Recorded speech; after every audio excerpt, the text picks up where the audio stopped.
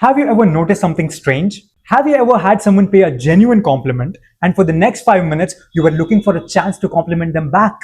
Maybe you smile, maybe you say thank you, nobody forces you, nobody makes a deal with you, it just happened. That's one of the most powerful psychological principles in human behavior. It's called the rule of reciprocity. And once you understand it, you'll start seeing it everywhere. And here's the simplest way to understand about it. Human beings don't like to feel like they're permanently in someone else's debt. When someone genuinely gives us something, our brain quietly whispers, I should probably return the favor. It's almost like your brain keeps an invisible scoreboard. Not because people are selfish, but because fairness is deeply wired into us. Imagine your friend buys you a coffee. The next time you're together, what happens? You suddenly find yourself saying, nah, that's on me. I'm paying it today. Nobody handed you a contract. That wasn't a legally binding coffee agreement. Your brain simply likes balance. Now here's where the things get interesting. Businesses have known this for decades. Ever wonder why supermarkets hand out free samples? It's not because they're feeling unusually generous on Thursday afternoon. It's because once you receive something, you naturally feel a little more open to give something back. That's reciprocity at work. The same thing happens online. Someone gives away genuinely useful advice for free. You trust them more. You're more likely to follow them, recommend them, or eventually buy from them. Not because you were manipulated, but because value came first. And here's where people misunderstand this principle. You think, perfect, I'll do one tiny favor, then people will owe me forever. That's not reciprocity. Nobody likes getting a bill they never agreed. Real reciprocity isn't transactional, it's generous. You help because helping is who you are. If you secretly keep score every time you're kind, people can usually feel it.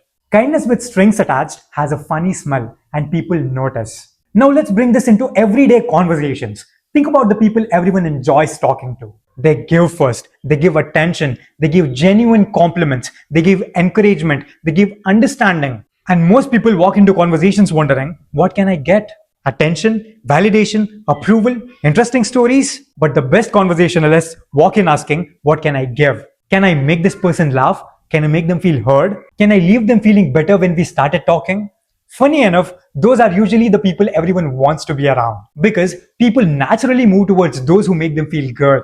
It's a bit like fruit trees. You don't have to chase people down the street yelling, hey, eat my apples. If the tree constantly produces good fruits, people come back on their own. The same thing happens socially. Become someone who constantly gives value and relationships starts growing naturally. There's another important lesson here. Reciprocity isn't just about favors, it also works with emotions. If you're constantly criticizing people, don't be surprised when criticism comes back to you. If you're generous with encouragement, people often become generous with you too. What you repeatedly give tends to echo back over time. Not always, but often enough that it's worth paying attention to. Now, does this mean every kind act gets rewarded?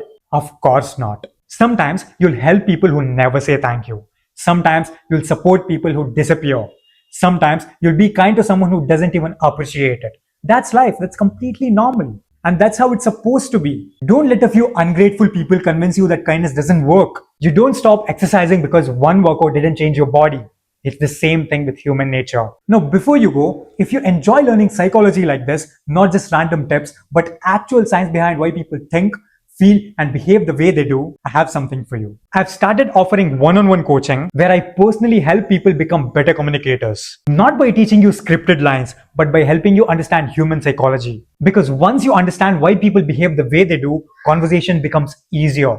Confidence feels natural and building relationships stops feeling like guesswork. We'll work on things like confidence, communication, social skills, reading people, handling difficult conversations, making stronger first impressions, and becoming someone people naturally trust and respect. The internet can give you information, but personalized feedback is what actually changes behavior. So, if you're serious about improving your communication, not someday, but now, send me a message with the word coaching. I'll personally tell you how it works, and it's a good fit. We'll work together one-on-one.